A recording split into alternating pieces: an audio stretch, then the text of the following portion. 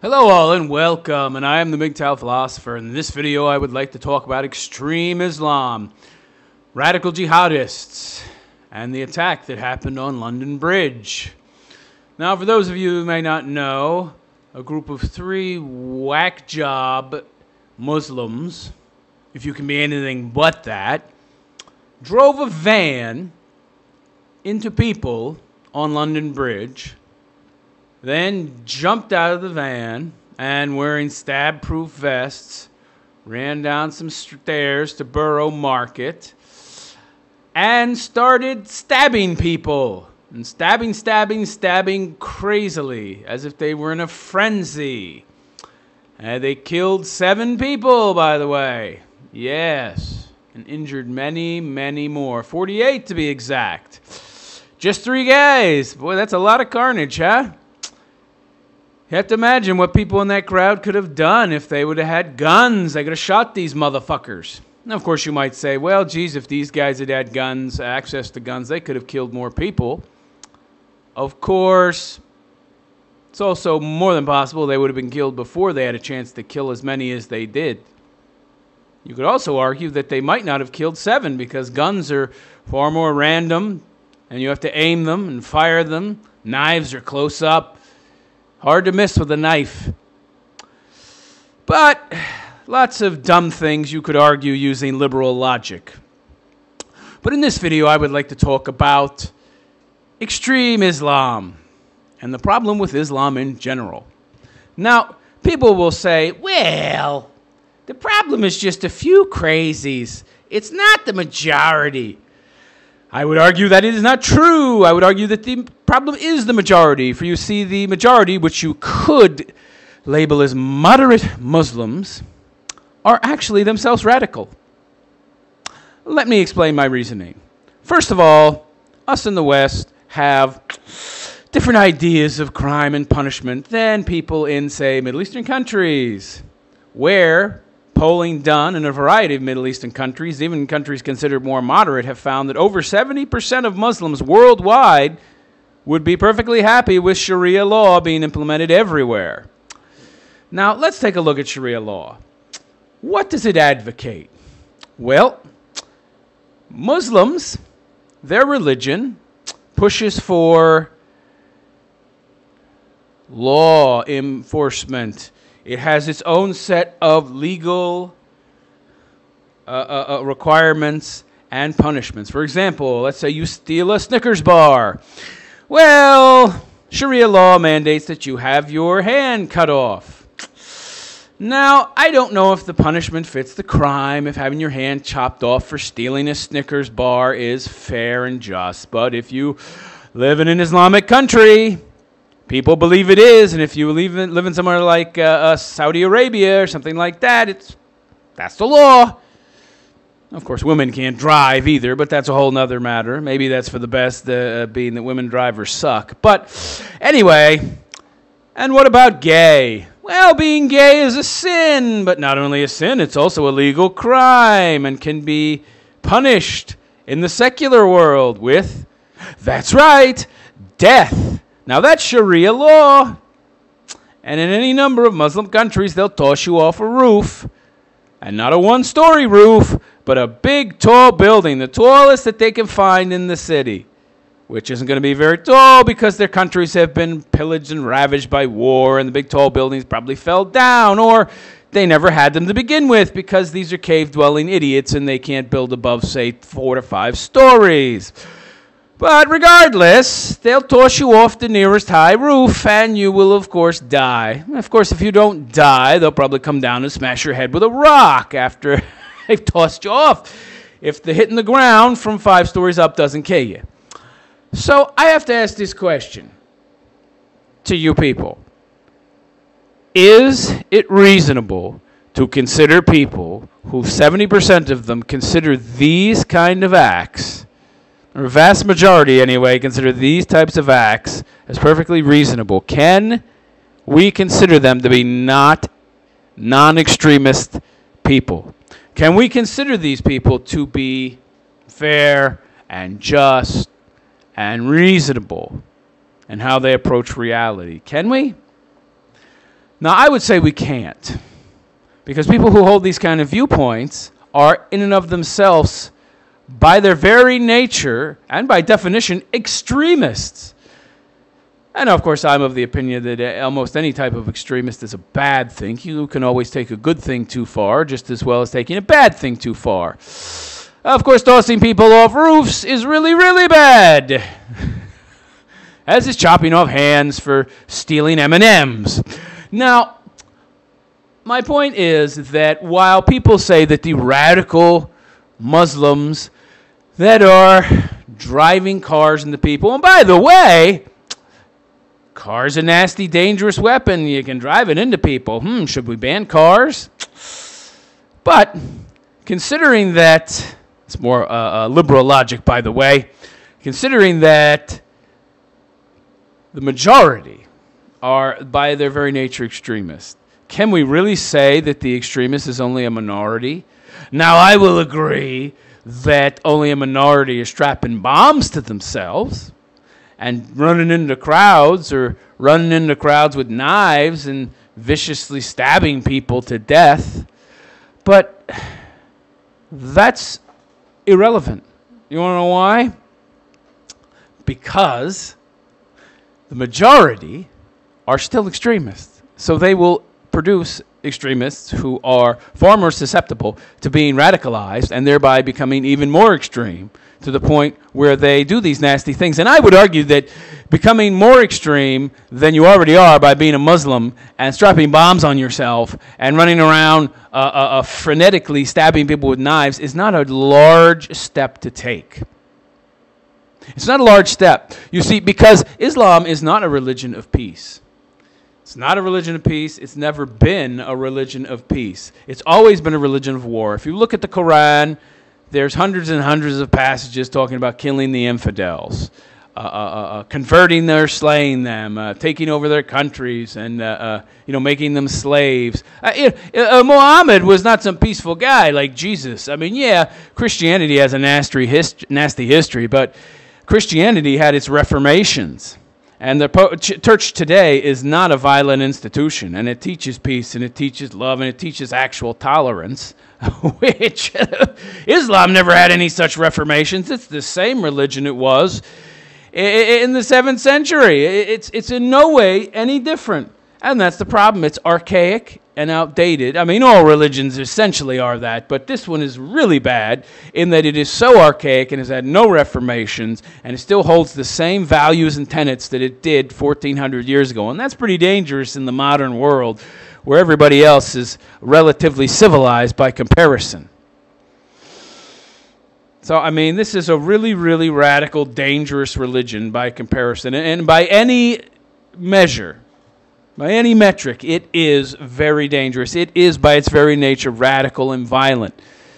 Leftists that label it as peaceful are just doing so because these two are unholy allies in the war to destroy Western civilization.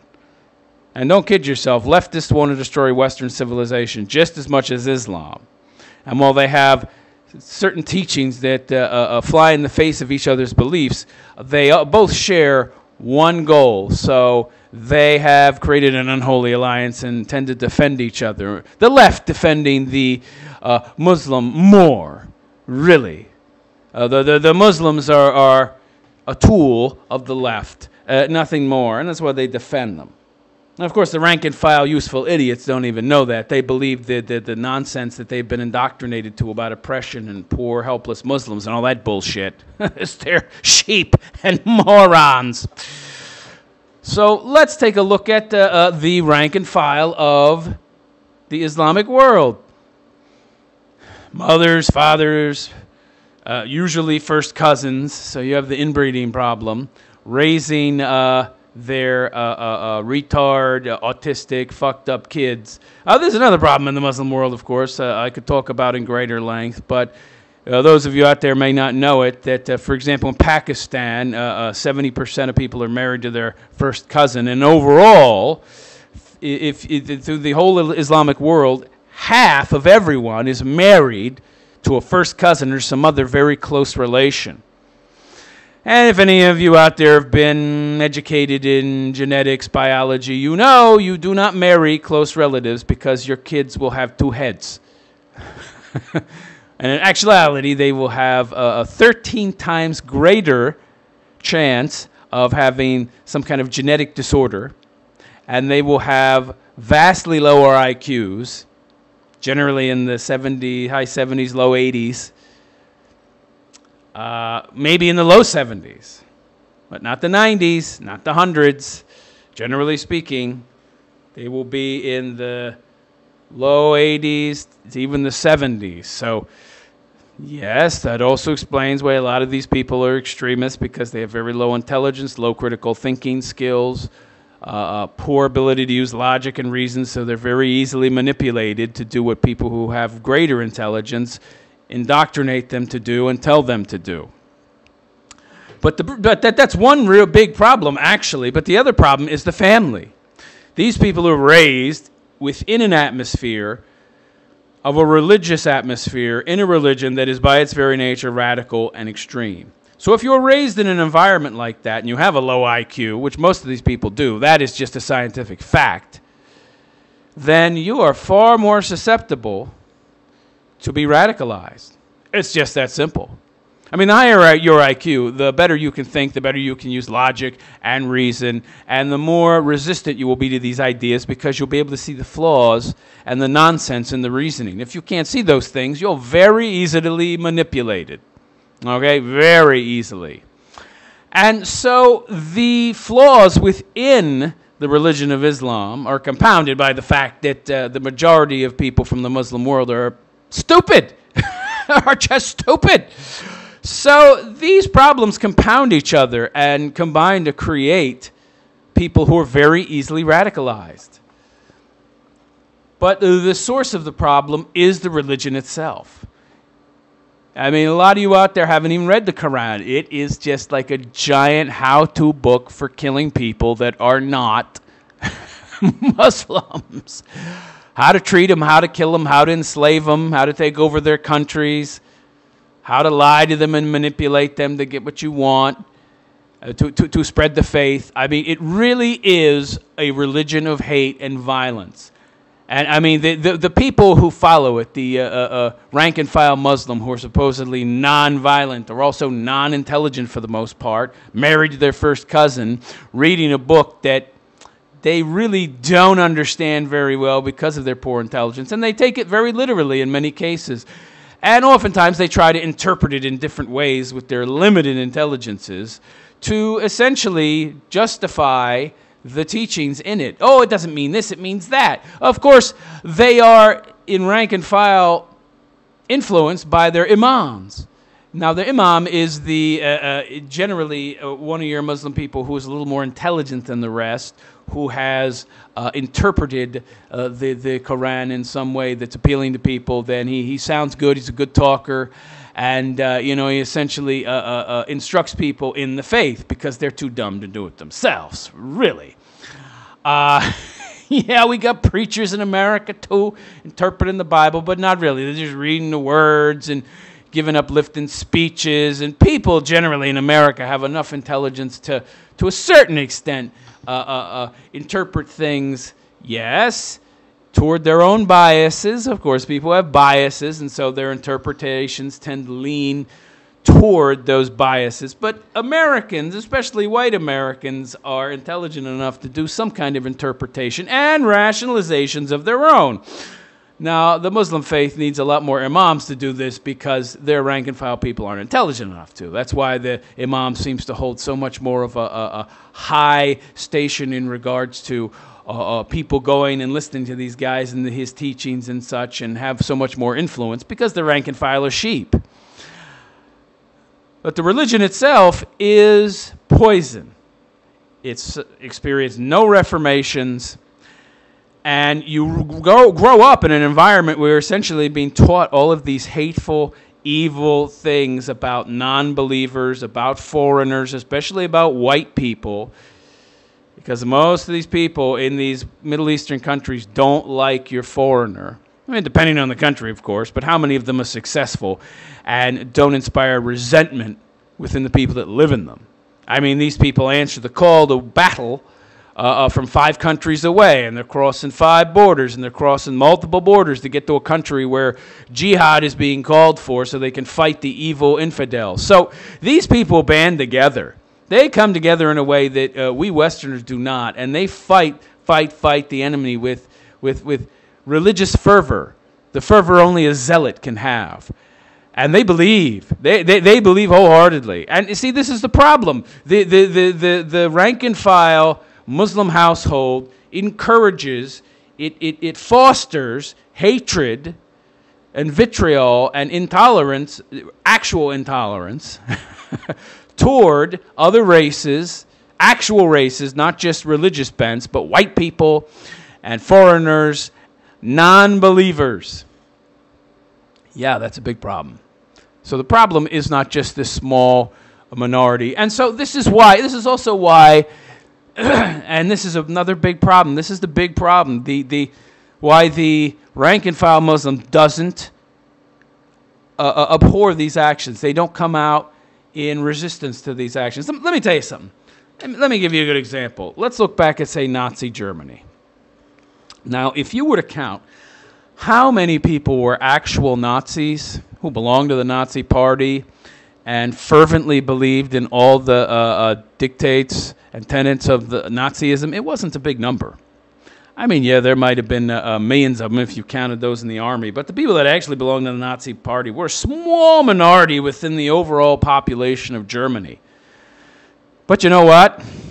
They didn't say anything about anything. They were perfectly happy to sit back and let the spoils of war roll in. And trust me, more Germans than you might think. Yeah, you might say to yourself, oh, well, it wasn't a global world back then, and I didn't have internet, and they just had newspapers and shit. Just about every family at that time had somebody in the military who they were speaking to, who was telling them about what was happening on the front, what was happening in other parts of the world in the war. German people knew what was going on in the war. Now, they might not have known about the Jews. Most of them didn't know about what was happening to the Jews, but insofar as them being exterminated. But they were perfectly happy to use them as a scapegoat, to steal all their wealth and kick them out of the country. How many Germans were standing up and defending the Jews? Now, the minority, only the minority wanted to kick the Jews out. But guess what? Everybody else, the rank and file, followed suit. And more importantly, they didn't say anything against it.